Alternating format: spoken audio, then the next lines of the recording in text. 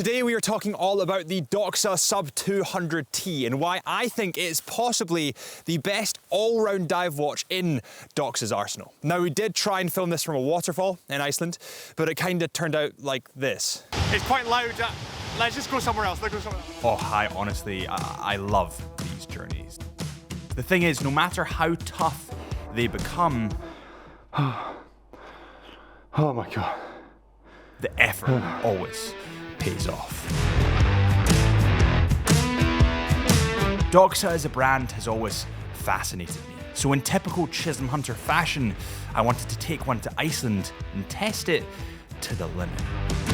Welcome back to the Chisholm Hunter channel. My name is Harrison, as always. And if you enjoy these videos, before we start, if you could hit that subscribe button, I would really appreciate it. Now, when we think of diving watches within the industry, everyone is kind of getting a little bit sleeker, a little bit smaller. Let's not lie here, not many of us with diving watches actually go diving. So the kind of sleeker, smaller designs fit our lifestyles just that little bit more. And this is where the DOXA Sub 200T comes in. It comes in at 39 millimeters in diameter, unlike the Sub 300, which comes in at 42.5 millimeters. Now, although it does come in at 39, I would say it wears a little bit more like a 38. And that's because of these vintage-esque flares that are in there. It is a very unique diving watch, and it is a watch that you can't really confuse for something else, and I like that.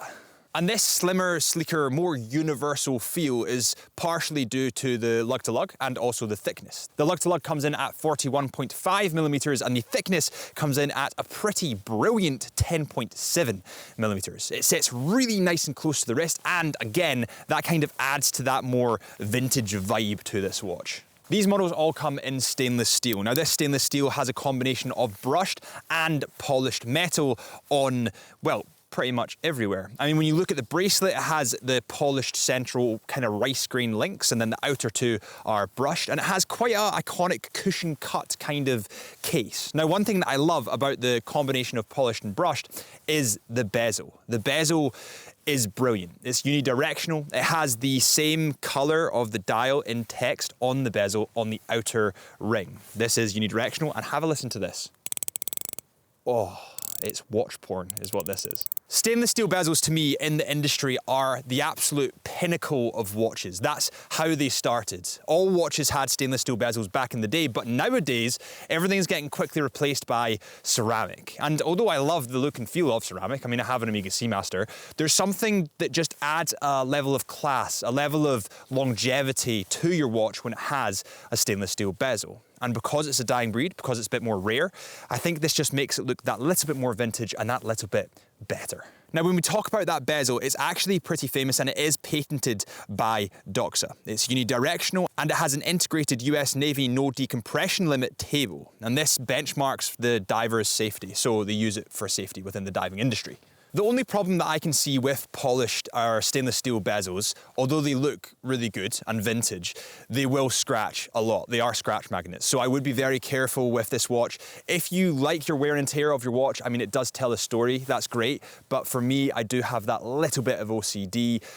It would upset me. There's a couple of things that I want to say about the bracelet of this watch. One is that I'm not gonna lie to you guys, I would never lie to you guys. I'm not a fan of rice grain type feely bracelets. I never have been.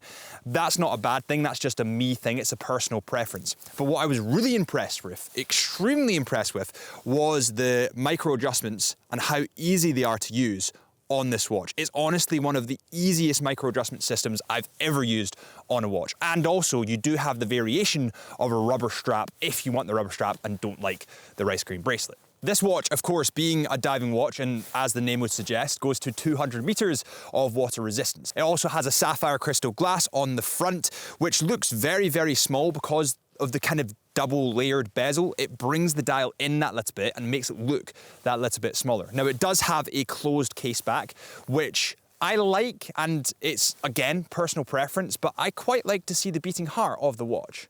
Now, when you get to the dial and the face of these watches, that's where they really shine through. I am obsessed. I love the fact that DOXA use bright, vibrant colors in an industry that is getting increasingly safe. They kind of break the mold in that way. And I know that sounds like marketing speech, but I mean, don't take it from me, take it from the colors. You've got yellow, you've got this beautiful aqua kind of Tiffany blue color, you've got the brand new emerald green, which Gregor on the camera is wearing at the moment.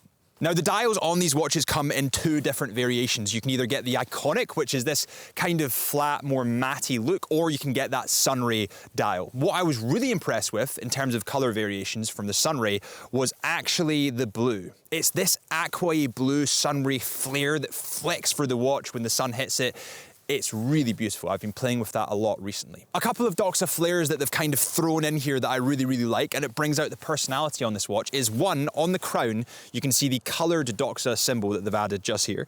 And in this one, it's that aqua turquoise, let's call it Tiffany blue. It looks brilliant. On the bezel, you have that Tiffany blue as well, and then the inner ring is in black. Now, on the actual face of this watch, you have DOXA, which is skewed to the left, and then you have the Sub 200T, which is on the right. Now, although this kind of seems a little bit odd, because they're skewed like that, it balances out the dial. It's actually quite symmetrical, and weirdly, being OCD, I quite like it. The date window is at the 3 o'clock mark on this watch, and you do have those kind of lines coming down through the 12, 6, 3, and 9 mark.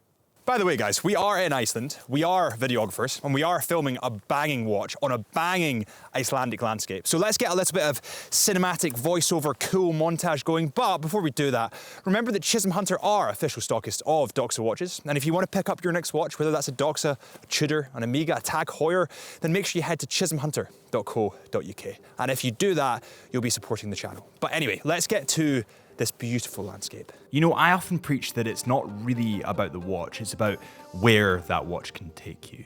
And I think on this trip, I felt that more than ever. It was really difficult to film in Iceland in summer, believe it or not. The light is really harsh, and in order to get good light, essentially what you have to do is just totally switch your sleeping pattern around. You have to stay up till 5 or 6 in the morning to get the good light, and during the day, you pretty much can't do much. So what we did is we played football. We sat in the hot tub, we watched movies together, we connected on a deeper level because we didn't have the inference of phones or technology or even signal.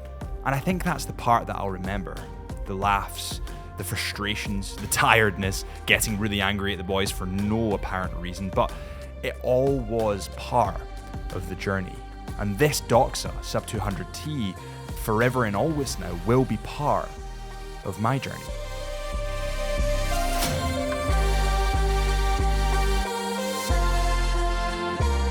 When we talk about movements within the watch industry, there's a lot of, I don't know, there's a lot of snobbery around it.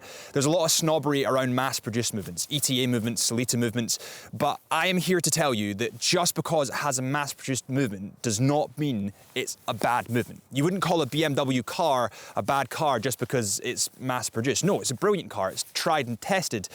So when I say that this has a Solita movement, please don't take that as a bad thing. It's not a bad thing, it just brings the price down of the watch just that touch. The movement on this watch is the Solita SW200-1. This, of course, is fully automatic. It has a power reserve of 38 hours. It beats at a frequency of 28,800 VPH, and this movement is decorated by DOXA.